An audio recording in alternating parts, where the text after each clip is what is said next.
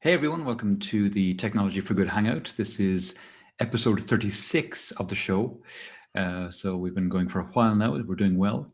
As you can see here, my name is Tom Raftery. Where is it? There you go. My name is Tom Raftery. Get me on Twitter at Tom Raftery. And if you have any comments or questions, there's a hashtag there hashtag Tech for Good. TECHFORGOOD. Feel free to leave any comments there. I have a Twitter screen open beside me here. I glance at it from time to time. Also, you may have noticed that there's no guest today. You can see down there where there's normally a little square showing a guest. There's an icon for the guest there. And the guest this week was a guy I know from an Enterprise Irregulars group I'm in called, his name is Esteban Kolsky, and totally my fault. I sent him the invite to come on the show about 4 weeks ago, I guess, totally forgetting that the clocks went back here in Europe last week, which means the show is on an hour later, I think, in the US. So if I'm right, it is now 9 a.m. Pacific, 12 noon Eastern, and the normal 5 o'clock here in Europe, 4 o'clock UK. So Esteban was probably sitting by his computer an hour ago, wondering why he wasn't getting an invite for me to appear in the show. My bad. In the events page for this site, I've posted a link for anyone who wants to join. So if you're watching this and you do want to join, try clicking on the link or try leaving a comment there. If the link doesn't work, try leaving a comment there and I'll invite you and you can jump in, talk on the show as well. So that said, apologies for the mix-up. Total screw up on my part. I'm going to blame jet lag because I traveled a lot in the last few weeks. So I'm blaming that, not my innate stupidity. So look, with that, we'll go into the stories. And we have a few interesting stories this week. Not as many as normal, so we might get finished early this week, particularly when there's only one host on the show. It normally finishes a little sooner because I'm not as talkative when I'm just talking myself as I am when I have someone to talk to. So with that, as I say, we'll call up the stories. And the first one, as is normal, the first one is a bad luck story, a climate-based story, and it talks about how 2014 is on track to become the warmest year in the instrumental record. So September 2014 was the warmest September on record. August was also the warmest August on record. October, we're still in. We have a day to go, but it's also looking as having been pretty warm. And in fact, according to this story, leaving aside calendar years, the period from October 2013 through to September 2014 is the warmest 12-month period we've ever had on record, according to Jessica Blunden, a climate scientist with ERT Inc. at the NCDC. The NCDC is the US National Climatic Data Center. Oops, sorry, I'm trying to highlight that there. No, didn't mean to click on it, meant to highlight it. You can tell I'm not having a good day. The National Climatic Data Center, NCDC. The NCDC is part of the NOAA, the National Oceanographic and Atmospheric something. Something else beginning with A. Oh, I'm not having a good day. But anyway, so according to the NOAA and, in fact, their NCDC Center, 2014 is on track to become the warmest year in the instrumental record. There we go, the National Oceanographic and Atmospheric Administration. That was the one I was missing, administration. They also say that the September globally was 1.3 degrees Fahrenheit above the 20th century average, and the period from January to September was 1.22 degrees Fahrenheit above the average for the 20th century. So basically, lots of numbers, all saying the same thing, that this year is on track. 2014 is on track to being the warmest year in climatic history that we know of, on instrumental history at least, that we have measured. So moving on from there and into a bit more sunnier news, a bit better news, a bit of a sunnier outlook, shall we say. So in Australia, and this is from the Sydney Morning Herald, we see a story that this giant coal port at, I think it's called Abbott Point, this giant coal port that's going to be built or expanded on, is looking increasingly doubtful because US banks are opting out of helping to finance it. And that's great, because obviously we do not need more coal being dug out of the ground, and we do not need more coal being shipped to places so that it can be burnt and stuck up into the atmosphere in the form of CO2. So according to this story, 2 more global banking giants have declared they won't participate in funding for the Abbott Point coal port expansion, adding more financial doubts to potentially Australia's biggest coal mines. So they talk about Citibank and Morgan have confirmed to opponents of the Queensland port expansion near the Great Barrier Reef. And that's one of the big issues, the fact that this is near the Great Barrier Reef and threatens it. And the related coal mines in the Galilee Basin, that they will avoid involvement in Abbott Port. So basically, a lot of this, I reckon, comes down to the 350 project. The people there are active strongly to try and stop coal mining, and to increase awareness of the fact that we want to try and get atmospheric CO2 back to 350 parts per million. Now, frankly, I think that's not ambitious enough, but that's where they're going with that. They've raised a huge amount of awareness, and institutional investors are now seeing climatic risk as an issue, and CO2 emissions are now being reported to the SEC.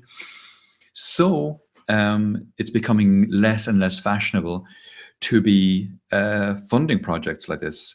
And the more of this we see, the better, because yeah, we don't need that coal to be dug up. So that's good. News on Tesla's Gigafactory in, I was going to say Arizona, in Nevada.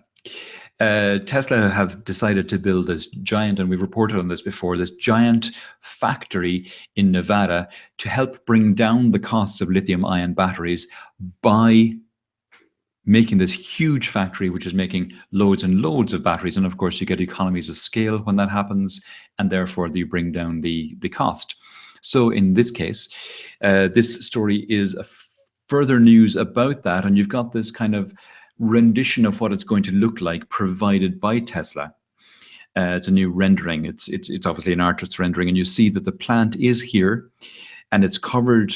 The roof of it is covered in solar photovoltaic cells, and over here on the right-hand side, you can see the hills there have wind turbines mounted as well. So the story is that Tesla have closed its deal to acquire the 980-acre site outside Reno, where it has begun pouring concrete for the giant lithium-ion battery factory.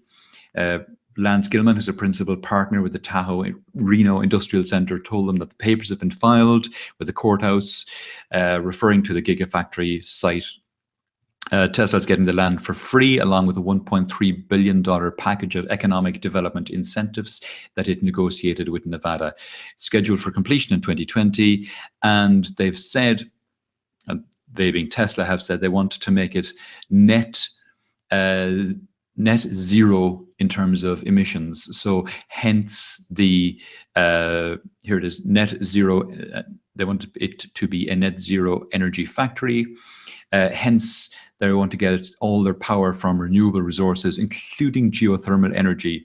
And hence you see the solar panels and also the wind turbines. Conveniently, the article finishes with a line saying, conveniently for Elon Musk, CEO of Tesla, his cousin Lyndon Rive is the CEO and co-founder of the solar energy pioneer Solar City, and Musk himself serves as that company's chairman. So things are all coming up roses for Tesla and for, well, Nevada getting this massive factory there. So more of that we'd like to see. My co-host for this show, Esteban, also dropped in this link from the Wall Street Journal, and he was going to talk about that, and it's how that Panasonic plans a big investment in the Tesla battery plant. So that plant in Nevada, Tesla are going to invest tens of billions of yen as a first installment in that. And unfortunately, that story is behind a subscription wall, and I don't have a subscription to the Wall Street Journal. I was hoping that Esteban would talk to that story. So, as I said earlier, he hasn't made it to the show, my fault, because of the time change that I forgot about. So we'll have to just leave that. And if you are interested in it and you have a login for the Wall Street Journal, you can check up on that yourselves and see more about Panasonic's investments in Tesla's big battery plant. Moving on from that, though, and there's this story in The Guardian, sticking with batteries, about how this company, Alevo, are planning a $1 billion US battery plant.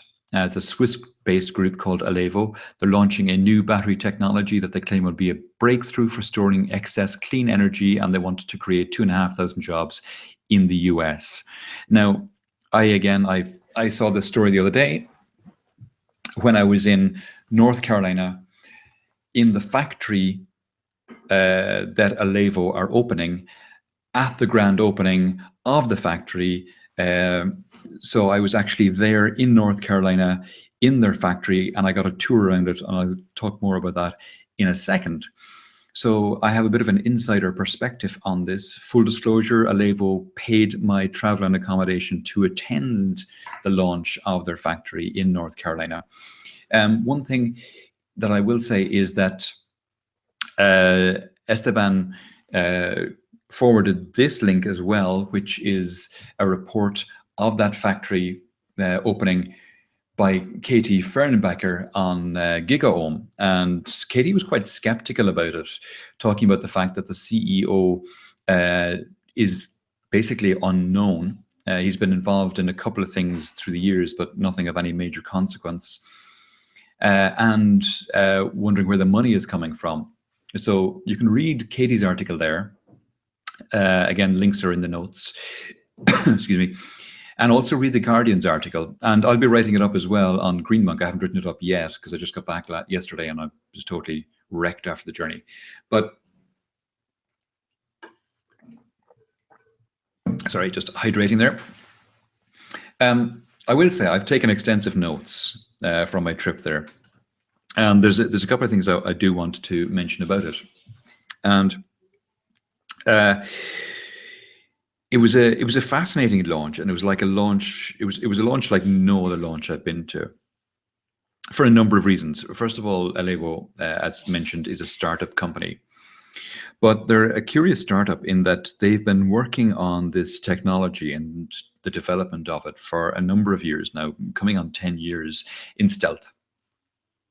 They've developed the technology. They approached North Carolina, according to them. They approached North Carolina and they approached the mayor of the local city of Concord, and they told him that they had plans to build a big plant, or sorry, to occupy a big plant. It's the former Philip Morris factory, 3.5 million square feet under roof there.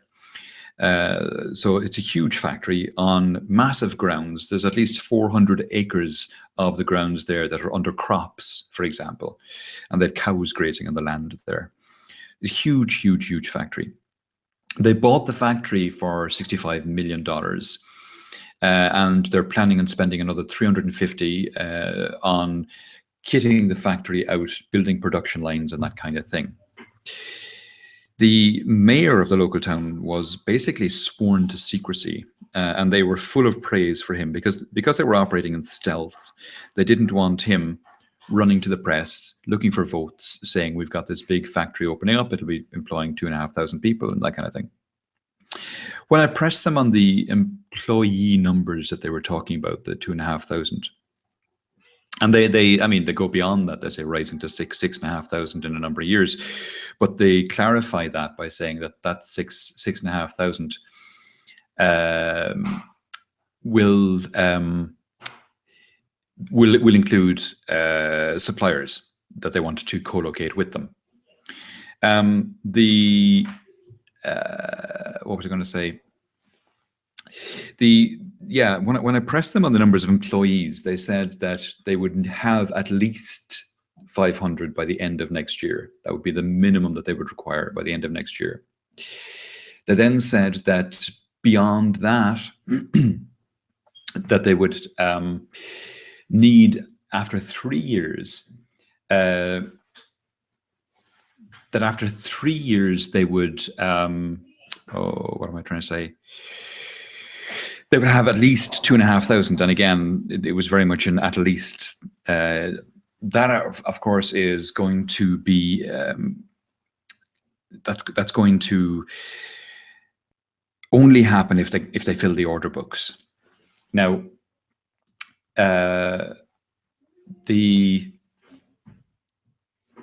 sorry, I'm just getting, I'm being distracted here because Esteban has sent me a couple of emails. So let me see if I can get him in here. Okay. Okay. Here we go.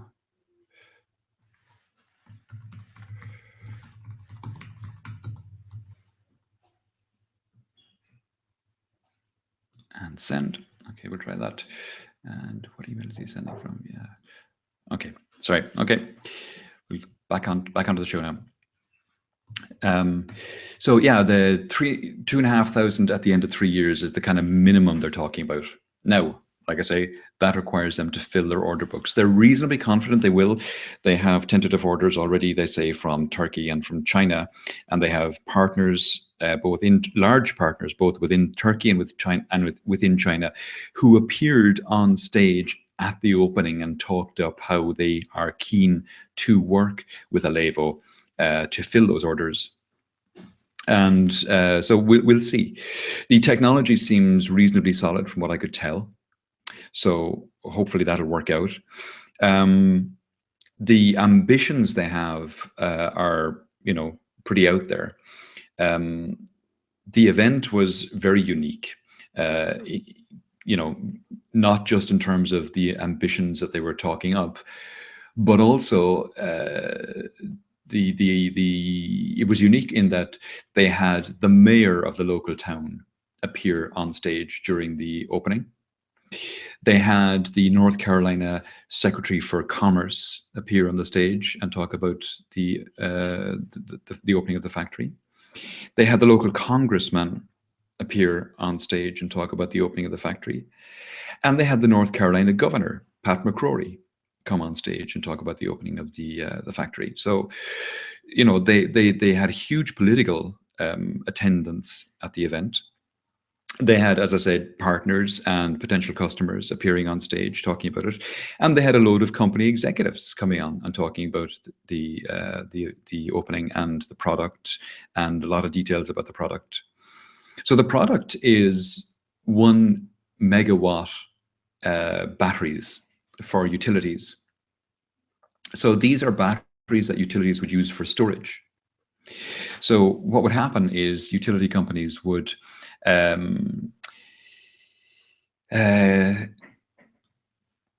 if they had variable generation sources, for example, if utility companies had shall we say, solar power or wind or any of the variable generators, particularly renewables. They would be able to take the energy that's generated from those, store it in batteries, and then when the demand on their grid exceeds the supply from their generation, they just pump out more from the batteries. So it could be used for what's called frequency generation, or it could be used for what's called peak shaving. And peak shaving is what I talk about there, where when the demand from consumers exceeds the supply they have, instead of bringing on another power plant, they could just use the batteries to push energy into the system. So in those kind of situations, storage is becoming more and more useful because it's helping utility companies to avoid building new generation facilities. Typically, until now, and what's different about this company's technology, according to them, is that until now, the lithium-ion batteries being used have had a limited lifespan and have been risky in that they have there's a possibility that they will fail, that they'll explode or burn or go on fire or whatever. And I see Esteban is trying to join us here. Not having a lot of luck, apparently. Keeps dropping in and out. Hopefully he'll get there. As I say, this company, Alevo, their technology, what they've gone ahead and done is they've gone ahead and got it organized for third-party insurance for utility companies, and they've gotten the batteries certified such that they can travel on a plane. So they're certified safe. These batteries are certified safe. And they've guaranteed them with insurance for up to 20 years. So anyone buying them gets a guaranteed 20-year lifespan from them. In testing of these batteries, Alevo have put them through 43,500 deep discharges and recharges, and they're still working.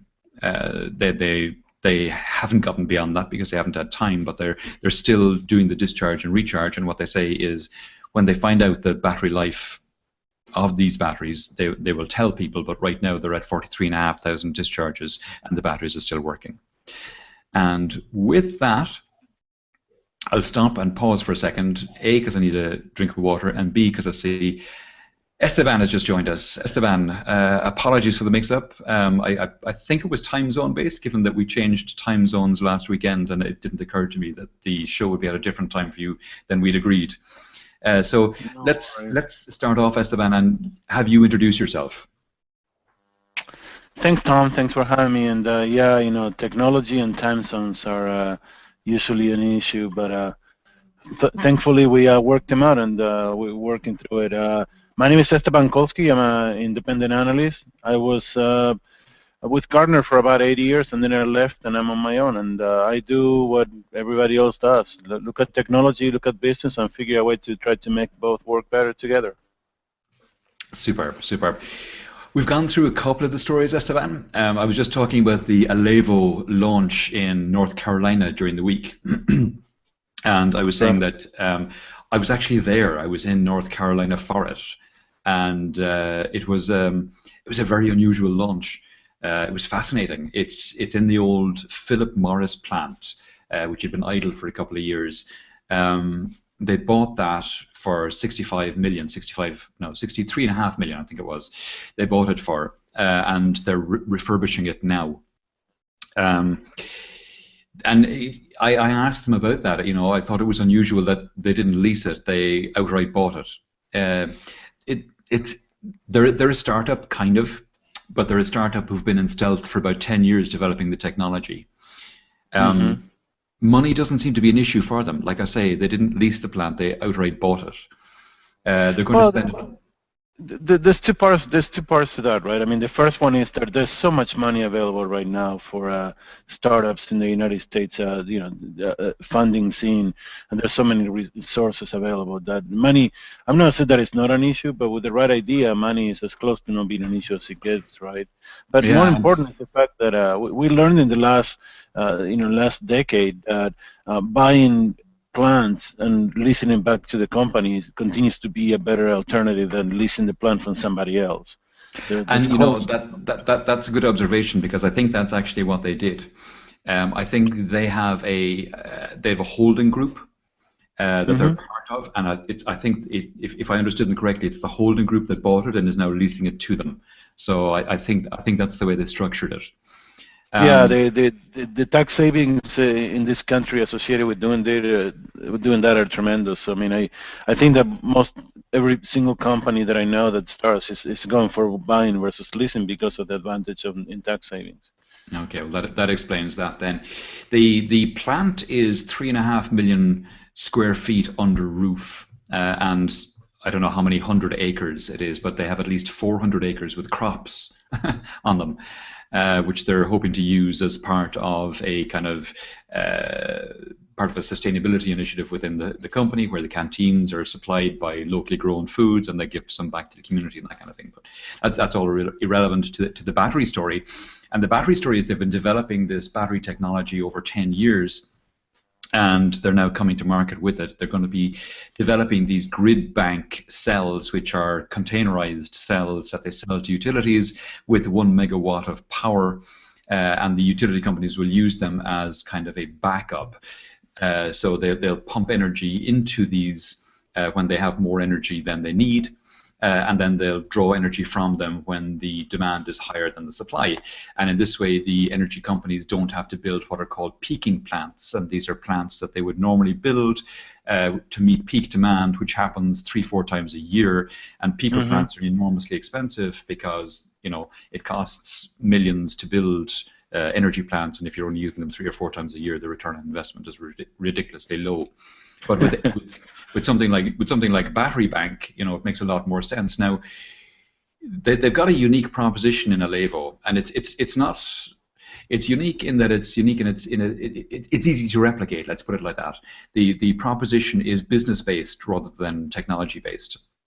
Their business model is that they are going to basically give the utility companies the batteries for free. And then they're then going to give them a 20-year contract around service and data going along with the batteries. So they're shifting it from CapEx to OpEx. The utility companies then don't have to approach their Public Utilities Commission to get permission to make this expenditure on batteries. Instead, they're just buying a 20-year contract with services from Alevo. And it's a big data play on Alevo's part. They're building a data center, and they're putting in a 3 petabyte supercomputer in there with 1,000 terabytes of in-memory storage, so that they'll be able to do deep analyses on the grids that the utilities are in and provide them with forecasting and all kinds of things like that. So that's the business proposition.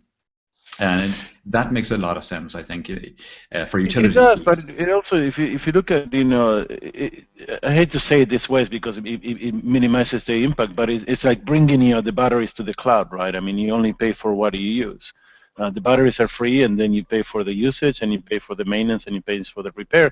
And if you look at what Tesla did, and we had another, we talked about, we exchanged links about this earlier. Tesla is opening a plant in Nevada for a gigafactory for batteries. Similar concept. There are sustainable green technology, no impact on the environment. But Tesla does the same thing. If you have a Tesla, you can literally go and exchange your battery for a new one. No, you only pay for the service. You're not paying for a new battery. And they recycle the batteries, continue to use the batteries. They do everything, and it's the model, of the future for the most part. I mean, somebody's going to have to manufacture this. But there's no money in manufacturing. We have moved away from a manufacturing economy. We're moving away from a service economy. We're moving to a usage economy, and you will pay for what you consume. And that's, to a certain extent, at the end of the day, when it's all said and done, it is a good way to do it, because the manufacturer gets to control the supply and gets to recycle and properly. And that's the interesting thing in this case as well. You're absolutely right, Esteban. And that's the interesting thing in this case as well, because the utility companies don't want to own batteries. And that's been a block to batteries penetrating the utilities market. Utilities don't want to own them, and the manufacturers don't want to own them either. But in this case, Alevo, they've got the data play, so they're selling, the data and the services, and they're maintaining ownership of the batteries. Well, I'm not sure where the ownership will lie, but because they're not charging for it, nobody cares. Right. And it comes back to, like, what you were saying, right? It's data. It's the usage and the data. That's what we're going towards. I mean, we're talking about digital transformation, if you want to call it that, or the digitization of everything. But everything has data, and the data has value, and that's what we're, like, trading on anymore. We're not trading on the goods. The goods are easy to manufacture. I mean, just like an open a plant that takes half of the Nevada desert to produce batteries for the cars, right? And they don't care. Nobody cares about it. Yeah. The land is free to them. They can do whatever they want. They get tax breaks. I mean, the concept is not the building or the batteries or the location or anything like that. The concept is, how is it going to be used? And I think that's a great point.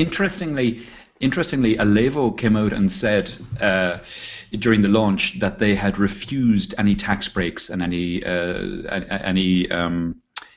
subsidies that were offered by North Carolina and by Concord, the local town. And basically what they said was, the way they spun it was that they told the mayor of Concord, look, keep your tax breaks and put those tax breaks into funding your local schools, because we want highly educated people coming into our factory. But behind the scenes, they then said, well, there was a bit of that, but there's also the fact that, if we take subsidies and tax breaks from the local council, it's always going to be based on our delivering certain milestones for them, be it employees or whatever. And listen, if the market changes, we don't want to have our hands tied on guarantees that we gave. So, yeah. And that's the secret, right? I mean, that's what we found in the last few years. All these tax breaks sound great, but if you look at Twitter getting tax breaks to move into San Francisco, that means they're like they're somehow, I don't want to say hostage, but they're like dependent on certain things that they gave away in exchange for the tax breaks, and they cannot make the decisions they want. So if Alevo wants to leave North Carolina tomorrow, they could. Yeah. If Atlanta becomes a better place for them because there's more wind, they can do that, and that's the independence of the business from the tax breaks. And honestly, I don't think that the tax breaks are as good as the business model indicates. If they can do whatever they want. Yeah. No, it's fascinating, and they've taken a few interesting decisions in Alevo, and I've been interested to see the decisions they've taken. They seem to be going. They seem to be very clever in what they're doing. But yeah, but to stay to the topic of the show, right? I mean, technology for good. I mean, this is actually good for North Carolina, which is a fairly poor state in the union. Yeah. And, they're bringing tax revenues, but more important, they're bringing a business that can actually expand into other businesses and bring more businesses as well. They're bringing education because they want to invest in a well-educated task force. They already indicated that. They're bringing jobs. They're bringing recognition to the state. They're bringing a lot of things that previously were not there. And to me, the most important part, I mean, and so Tesla showed this the best, is they're taking business away from the big cities and from the Bay Area and the Silicon Valley area, which seems to be the only place where this could happen, to places that are not traditional, and they're actually spreading the good that technology will do, and spreading the good of having a new business in places that previously wouldn't have had access to it. Yeah, and that's all great, because I mean, people in San Francisco are being screwed on property pricing now as a result of the shortage of housing and the oversupply of money. Hey, I have a friend that sold a house in the peninsula. I think it was in either Cupertino or Los Altos, and between the appraisal and the moment they sold it, the house increased almost $500,000 in value. Oh. And that was only 3 or 4 months. I mean, how do you explain that? That's seriously bonkers. That's ridiculous. Yeah. That's a huge property bubble that is going to burst, and I wouldn't like to be on the wrong side of that. Yep, absolutely. We'll keep going. But there's a ton of more stories to get through. So the next one I saw, and there's a few here I'm going to cluster together because there's a lot to talk about in this space, and they all fit together quite well. So the first one in this space was Google launching its Google Fit application for Android. So Google had announced their platform for health earlier in the year, last April, and now they've launched an application called Google Fit to feed information into that platform, and basically they're just showing off their APIs because the APIs are open and anyone else can build against those APIs, but they just wanted to kind of showcase the APIs for all their developers. And along with that, there's another story in the same space that came from Microsoft, and Microsoft have launched their health platform with a $199 wearable called Microsoft Band. So they've got their Microsoft Health, which is kind of analogous to Google's Fit platform and Apple's Health Kit, and they've got an app which goes with the health platform, and the app goes across iOS, Android, and Microsoft's Windows or it's not Windows, Microsoft's phone platform. And they've got this band that goes with it as well. And there's another story here about it on wearables as well. And basically, we've got in the area now, we've got the three major phone operating system providers: the the Google Fit, the health app on the Apple ecosystem, and we got Windows coming, or Microsoft coming in there now as well. So they're all in there.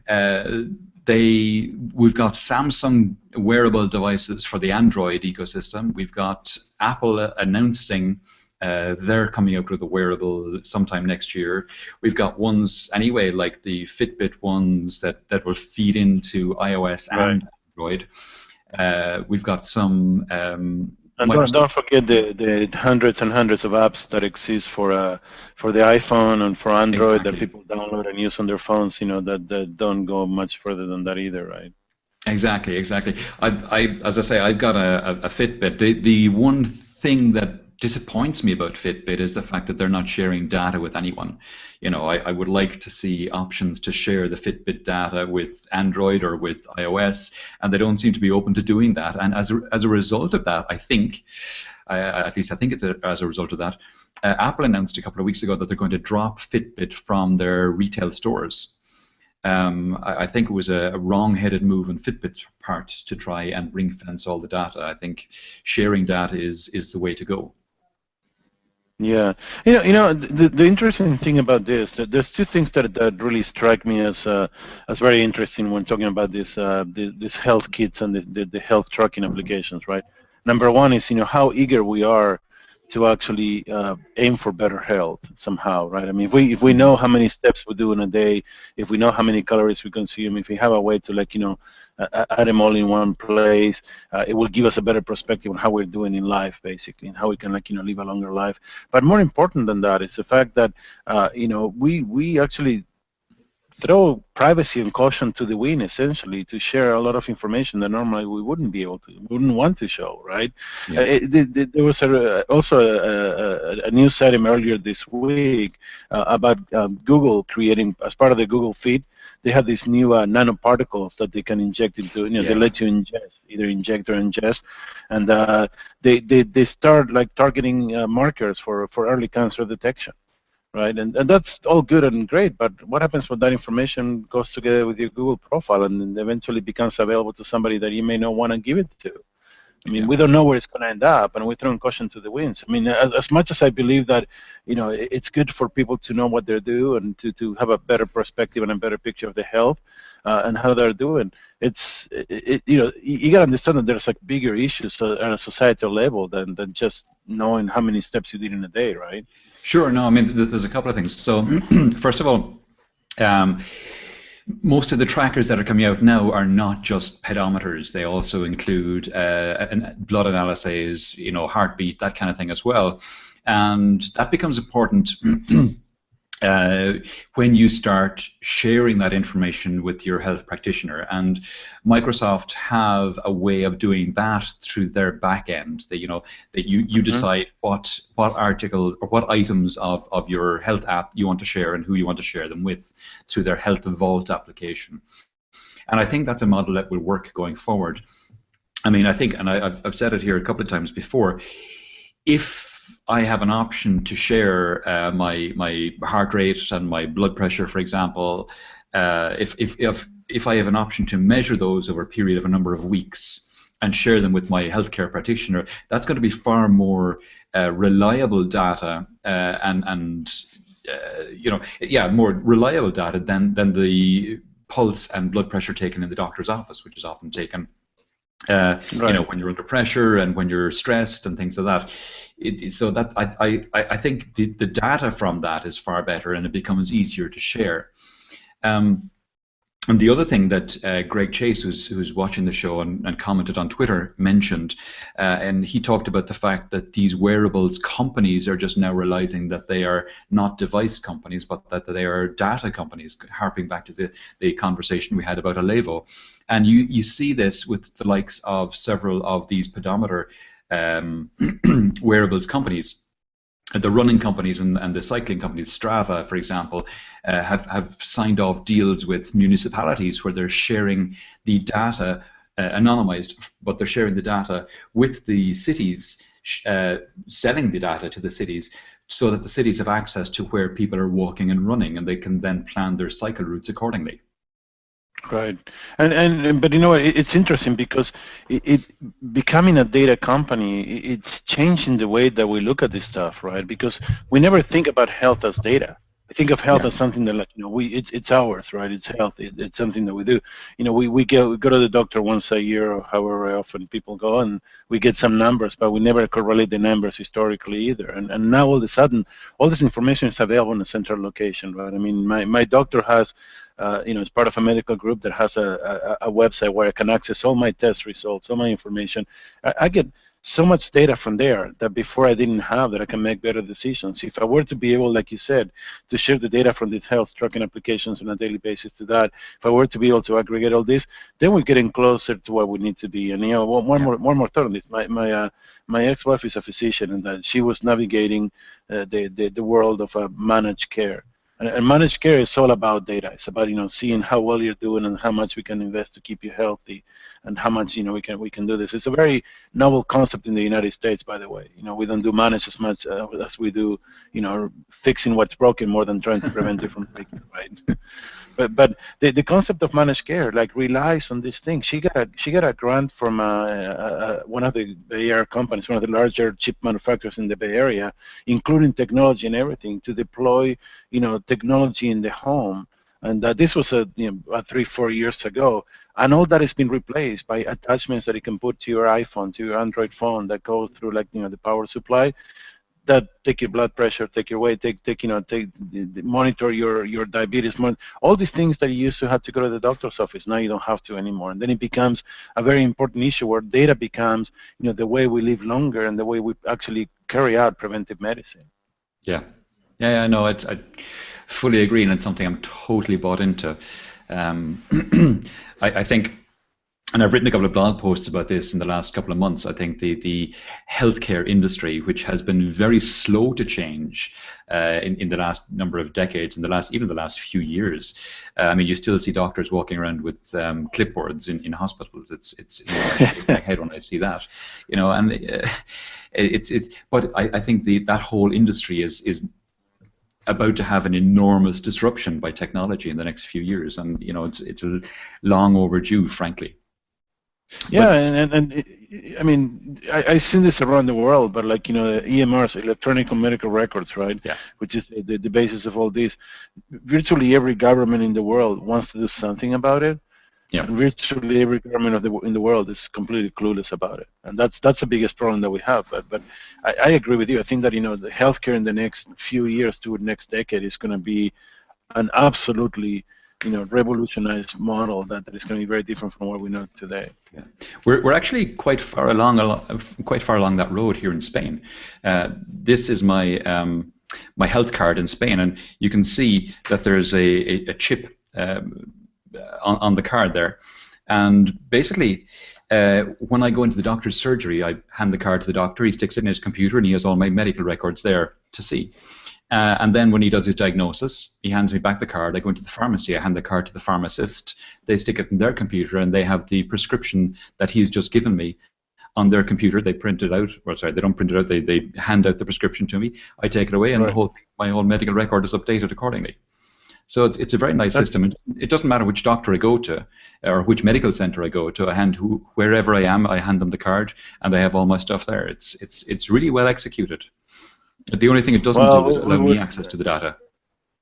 I think it'd be very interesting to do something like that here, but unfortunately we still believe in centralized data management, so we want to have a central medical record that has your data that somebody should be able to own and control versus giving you access to your information. So that's going to be probably the biggest change we need to overcome as a society, is the fact that we can trust the citizen with their own data versus holding and manipulating the data for the citizen.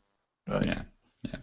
We'll keep going. The next story I wanted to highlight was this one about how Google's Skybox has launched. Well, Google bought this company Skybox, who were doing commercial satellite imagery, and what they've done is they've decided that they're going to it's real-time satellite imagery, so they're going to make that available to certain projects and NGOs to help protect the environment, promote education, and positively impact humanity, according to Google, and from their blog post. That's the quote that's pulled out of it there. And you can see they have one here where they're talking about how mining areas are starting to impact on state forests. And this is one from Appalachia, and I can see enormous uses for this kind of thing, particularly for the likes of illegal logging in places like Indonesia and the Amazon basin. So this is a great use of data to make the world more transparent. And I think, fair dues to Google. I mean, we have lots of issues with Google around some things, but there are times like this when you see them using data like this, and you kind of have to applaud them and say, well done. You do, and you know what my first reaction was when I saw that? It's like, oh, you mean you couldn't do that before? I mean, we assume that these things already exist, right? True. We see. I mean, when I lived in LA, in Los Angeles for a long time, we had this issue of encroachment on the Malibu coast, and how people would actually build and close down the Malibu coast. And there were ways. The way they would actually fight this was they would run helicopters over the weekends and literally fly up and down the coast, noticing all the changes from the previous week, taking pictures and so forth. But like you said, this is a question of technology and data. It's a question of we have the technology, and the technology produces the data. So why won't we use it the proper way? I see, like you do, it's I see a lot of good in logging, but think about there's been a slew of articles lately about the plea of the African elephant, right? The poaching of the African elephant, and how that's destroying the populations. There's issues with so many other species that are vanishing. There's issues with the oceans and the big floating garbage pile that we have somewhere in the Pacific, and being able to track it and know where it's going. Issues with contamination of the waters and so forth. This is all great way to put the data to use to benefit humanity. So I totally agree with it. Yeah. No, it's great stuff. And speaking of transparency, we have this next story that we saw come out just yesterday about Tim Cook sharing the fact that he's gay. I mean, this is no huge secret. It's something that has been an open secret, I think, in the technology industry for a long time. But basically, he stepped up and said, "Look, this is something I've never acknowledged publicly." He says, "I'm proud to be gay, and I consider being gay among the greatest gifts God has given to me." And that's a pretty strong statement. I've never heard someone put it like that before. And basically, what he says, it's given him a deeper understanding of what it means to be in a minority, and provided a window into challenges that people in other minority groups deal with every day. So, I mean, in one sense, I think it's fantastic that Tim has felt, able to come out and share this with people. On the other hand, I kind of feel, well, I'm sorry that this is still news. I mean, absolutely. But you know what? I mean, I feel the same way. I mean, when I heard about it first, I'm like, why should this be news? I mean, but then I started looking into it, and here's an interesting statistic. In 29 out of the 50 states in the United States of America, if he would acknowledge that, he would get fired, including his home state of Alabama. I mean, he cannot go home and work from home because he would be fired from admitting that he's gay. That's ridiculous. I mean, this is not even an issue anymore. It shouldn't be an issue anymore. And the fact that we're making issues out of like small things like this, it really blows my mind. Yeah, maybe no, it's bizarre. I mean, for me, my attitude to these things is, you know, a person's sexuality is the same as a person's eye color or hair color or, you know, toenail length or whatever. I mean, it's another trait on a series of thousands of traits we all have as part of our personality. I mean, I would no more discriminate against someone based on their eye color or their hair color or the length of their nose than I would on their sexual preferences or their religion or, I mean, what difference does that make to how he performs as a CEO or what he's like as a person? Absolutely, and it doesn't make him any smarter or less smarter or better performing or less performing. It really, it still blows my mind when we go into these events and, you know, something like this happens and everybody's like, you know, oh my God, now the world's going to be better, different. You know, when the NFL admitted there was an openly gay, you know, player, right? It was great, but apparently he was. I'm not a big sports person, so forgive me if I'm not good at this. I mean, I don't think he was that good. But, you know, he got more notoriety of being gay for being good. And the thing is, like, he lasted 3 or 4 weeks, and then he was canned. And it's not because he was gay; it's because he wasn't good, and that's good. You know, that's what he won. Exactly. And sticking with the transparency theme again, we came across this Mark Zuckerberg story, and it was that he's going to do a Q&A, a public Ask Me Anything, on Facebook on November the 6th. And basically, it's not just that he's put out there that he's doing the Q&A, but also they've put up a page where you can submit questions. So I think that's pretty cool. And the article author has actually put in a question of his own. And his question is, has there been a reduction in US teen engagement with Facebook over the last year? What's your response to surveys that say there has been? And he then puts in a link here at the bottom of the article which says, if you're interested in this question being asked, feel free to head on over, click on this link, head on over to Facebook and vote for this. And the vote is just obviously you give it a like for that comment.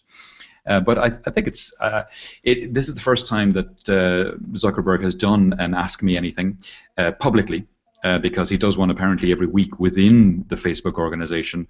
But now he's turned it around and he's doing a public one. So this is going to be a fascinating one to watch, to see what people are asking, and B, what he chooses to answer and what answers he gives. So here's an interesting thing. I mean, if you can separate for a second Zuckerberg from Facebook, right? Because Facebook is Facebook. There's nothing you can say about it. I've been off it for a while because of my personal privacy issues. But if you separate Zuckerberg from Facebook, Zuckerberg seems to be one of those, like, you know, once in a generation type of, like, you know, leaders, right? He looks at the world in a different way. He uses the available resources in a different way. He has a vision, and he's tireless and frantically pursuing his vision. But in the interim, he's also, like, changing society. I mean, like you said, it's about transparency. It's about opening and, like, sharing results. It's about sharing data. We're harping on the same themes today. We're talking about data. We're talking about transparency. We're talking about privacy. We're talking about openness, right? And that's the changes in society. And I think that Zuckerberg, you know, was very smart in realizing that this is actually a good thing, that it's going to, like, put Facebook in a different way. It's going to, like, both serve to, like, you know, cement his image and his trajectory as a leader, as well as change the company's perspective, or what people see of the company's perspective. And did you see he took a press conference in China the other day in Mandarin? I know, and I can barely speak Spanish, and it's my mother language, so. And I saw a comment. I saw there was actually a Quora question went in where someone said, what was his Chinese actually like? You know, because most of us don't speak Chinese, and so it was like, well, okay, he spoke Chinese, but was it actually any good? And the person who answered said, well, it was very good, and the way you could judge that, you know, the person who answered it was a Mandarin speaker, and said, I thought it was very good, and he said the way you could verify that it was very good was just look at the audience reaction. They were laughing along with him when he was speaking in Chinese and clapping at the appropriate times. That the audience reaction was very positive because his Chinese was apparently very good. And he learned that on his own. He's just one day his wife speaks Chinese, and I guess he wanted to be closer to his wife, so he took 2 years to learn the language, and he speaks fluently in it. So, yeah, there's no reason to remain in this planet. It's Zuckerberg's planet, right? Leave it in. Oh dear, that doesn't bear thinking about. Well, he owns the social network where, like, basically, what is it, like 1/5, 1/6 of the planet goes every day to check on each other and to have conversations. He owns the data. He owns the pictures. The facial recognition tools that Facebook has are uncanny how good they're are. Scary. They're scary. Yeah, they are, and that's the thing. It's like, so he's actually working more on his image than he's working on the technology and the network at this point. That's gonna on autopilot and continue to move forward. So. Yeah, he does a good job. He's a good leader, I think, and he's showcasing how he's more in touch with the society than we give him credit for. Yeah. And did you see the other story that came out this week? The big IBM Twitter hookup that was announced. Basically, IBM were after buying the chance to suck off the Twitter fire hose and run that data through Watson and any other kind of appliance they have to basically get insights on what's going on in the world. This is one that's very interesting for me because I gave a talk last year at our ThingMonk event, our IoT event in London, and I titled it "People as Sensors," and it was basically a talk about exactly this kind of thing, using the likes of Facebook and Twitter as intelligence engines. And I gave lots of use cases in that talk about this kind of thing. So for me, that was particularly interesting. And IBM brought me in to speak to their CMO afterwards about this kind of thing, about using the likes of Twitter and Facebook for extracting meaningful data. So I was fascinated that they went and signed this agreement with Twitter afterwards. I wasn't surprised, but it was... I'm a big Watson fan, not for Watson or the technology or IBM itself, but I'm a big fan of, like, big machines cranking through data at blazing speeds and coming up with information that we previously didn't have. And to me, Twitter is just the tip of the iceberg here, right? And I said for a long time that Twitter is a platform that is completely badly used and abused in ways that shouldn't be, but there's a lot of value to the platform that we haven't quite discovered. And I think that this is going in the right direction. I mean, this is a thing that I do a lot of public speaking, like you do, and we talk about Internet of Things, and we talk about things like sensors, and I share the concept of, like, people as sensors. But more important than that is the fact that we are giving so much information away just by using cell phones, right? I mean, the amount of information and power that we give to the cell phones, the smartphones that we carry with us. And then when we combine that with Twitter and other sensor information and so forth. I was recently at the Constellation Connected Enterprise event, and the CEO from Double Dutch, which is they make the apps that most conferences use these days, right? But he was talking about what he has coming up and how they start working with sensors, and he showed a picture of, like, your traditional street with nothing on it. And then he said, okay, now imagine if we put these sensors, which they did, and then you have this application that we're creating, what you could tell about the picture. And then all of a sudden, as you walk down the street, labels appear everywhere, telling you everything that you need to know about every single inch of the street, right? That type of information, if you could process that and combine it with information about the people that we give out through cell phones and, like you said, people as a sensor, my God, that's going to change the way we live dramatically. And it's not... Forget that it's not that far away. We already have that ability to do that. So there was a fascinating example. I think it was last year in Sierra Leone, before the outbreak of Ebola, where Orange took 6 months of their mobile phone data, anonymized it, and put it out in the form of a competition for people to say, here's 6 months of our mobile phone data, hack away at it and come up with the best use case. And it was a competition. The winning entry was a group from IBM. And what they did was they took the mobile phone data and then they took the public transport routes, and they looked at the two, and they said, yeah, okay, looking at the mobile phone data, this is where people are going every day in your country. And these are your public transport routes, and they don't align. So if you actually shifted some of your public transport routes to better map where people are going, you'd save, I think it was 10% in times of people's commutes and things like that. I thought it was a very interesting use case of data. Absolutely, but you know, it showcases both the value of data, but more importantly, it showcases how far we have come in data processing, which is what we've been missing all along. People talk about big data as if it was like, you know, some new concept, but there's no more data now than there was before. There's more noise, but the amount of data is you know, it's growing proportionally as it's always been. The things we never been able to process this. We always created these huge data warehouses. I heard the other day somebody describe data warehouses where data goes to die, right? We just throw the data in there, hoping that someday we'll get to it, and we never do. So you know, the real-time processing of data, being able to do these things, it's incredible what we have advanced in the last decade only, you know, and what's ahead of us. I mean, in the next decade, it's going to be even better. It's going to be, you know, in the case that you were talking about. I mean, what about if the public transport, you know, because of the current traffic conditions, can alter the route automatically and notify all the like traditional users so they can be in the right place? You know, what about if, you know, based on that, you can actually create work schedules that are like targeted down to the second instead of like having to be there from 9 to 5 but only work from 10 to 2 or whatever, right? These are some of the things that data can give us an insight into and improve society and how we live. Yeah, totally. And we'll keep going because we've run out of time, but we'll keep going. We still have a couple of stories to cover.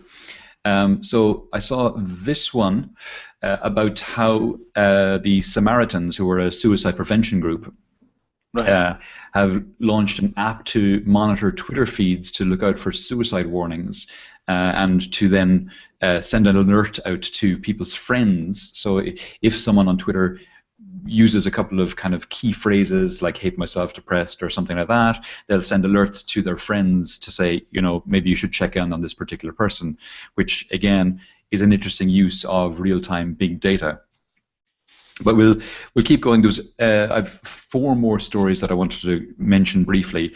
One is kind of a bit of a frivolous one, but I thought it was potentially interesting. It's this company About.me launching an app that is supposed to try and replace business cards. And, you know, this one appeals to me because literally in front of me I have about 40 business cards that I got at events over the last couple of days that I haven't yet got around to scanning. And then they'll just go in the bin as soon as they're scanned. Whereas with this app, what you do is you ask someone for their email address, you stick it in. If they've got an About.me profile already, you then decide what data you're going to share with them. And not alone that, but you then get to have all the cards in a vault in your About.me, so you can see who's given you cards, and you can see also who you have given cards to. So it's a nice little one. You can also, as I say, decide to share some details with one person, different details with the next person. So, you know, if someone is more personal than business, or if you have a number of different businesses, you can just decide which data to share with whomever. So a nice little app there. One thing, I downloaded it and tried it this morning, and they don't have a way to input international numbers. So when I put my number into it, my number is a Spanish number, I couldn't put the plus or the 34, I could just put the last 10 digits in. So that's something they need to work on, but it's version 1. I thought this was a nice one. That reminds me, really quick, but that reminds me of Bump. Remember Bump? When we had yeah, it reminds me of Bump quite a bit, but it's very interesting. I think it's a very interesting advancement. I have, like you, I have piles of business cards I'm looking at on my desk that I'll never get to. So. Here they are. Exactly. So the next one that I just saw there quickly is a USB SSD drive. So basically, it's the same idea as a USB flash drive, except it's much faster and with potentially a lot more capacity. So I thought that was pretty nice. As after that, the Geek Android. We were speaking about wearables earlier. This is a smartwatch that has a nice. They have a nice idea on the screen, and they've actually two different screens on it. One is kind of an OLED screen, and the other is kind of a what do they call that? An e-ink screen. And depending on which one you're using, you can extend the battery life of the device to up to a week or even more, they say. So basically, if you're using the e-ink most of the time, the e-ink is like the one I have in Kindle devices. If you're using that most of the time, you'll get a week out of the battery in the phone. So typical phones now, smartphones at least, sorry, phones, what am I saying? Watches. Typical smart watches last 24 hours at most. So you have to charge them every night, and that can be a bit of a kind of a turn off for people. Whereas if you can get them to last a week, I think the adoption of them will increase. And the last story to talk about was I always try and talk about increasing communication speed at various levels on the show in some story. And I saw this one coming out of the UK where they're talking about the rollout of LTE-A, which is LTE Advanced or 4G Advanced, which is one where you can use dual channels in 4G, and it's supposed to up to double the speed of 4G. And they're rolling it out in the UK. Excuse me. Two companies, EE and Vodafone, are rolling it out in the UK. It's also been rolled out in a couple of other countries. The US has it in a lot of places, and South Korea, and there's a couple of more countries rolling it out. But unfortunately, for me, I haven't heard of any plans for anyone to roll it out here in Spain yet. So I'm stuck in the slow lane. Well, here in the U.S. we'll get it in about 2 decades, so it's okay. but you know, speaking of bandwidth, and the thing that I noticed in the last few months, and I'll do this really quick because I know we're out of time, but the thing that I noticed in the last few months is like there's been a huge upsurge of business coming from the African continent. Yeah. And I'm not going to be the ignorant person who refers to Africa as a country, but from the African continent, there's spots of business that has been picked up. And when I started looking into it, it all points down to the infrastructure being built up as the reason for the business, right? Correct. And you know, if you think about everything that we discussed today, I mean, virtually every single topic we discuss would continue to benefit the African continent as it expands and becomes, you know, a worldly player in the global economy. And that to me is probably one of the best uses of technology we can do, is take the most beat up part of the world and bring him up to, like, you know, an equal standard to the rest of the globe. Yeah, and on that front, several times on this show, we've talked about the Google Loon initiative and the Facebook initiative to roll out bandwidth to places where they're very, very low. The Facebook drone one, I've forgotten the name of that initiative, but you know, they're rolling out drones, and Google are using their high altitude balloons to increase connectivity. Now, we both know that it's not entirely altruistic on either of their parts to do that, but you know, as you say, when you start improving the infrastructure, the connectivity infrastructure there, you get enormous benefits to the local economy. Absolutely. And coming from Argentina, I can tell you that, you know, when we used to take 20 years to get a phone line, to move that to a cell phone automatically, it was a huge change in the society. So yeah. Okay, that's it, everyone. Thanks for your time and interest, and we'll be back same time, same bad channel next week. Esteban, thanks a million for coming on the show. My pleasure, Tom. It was a pleasure. It's great to be here.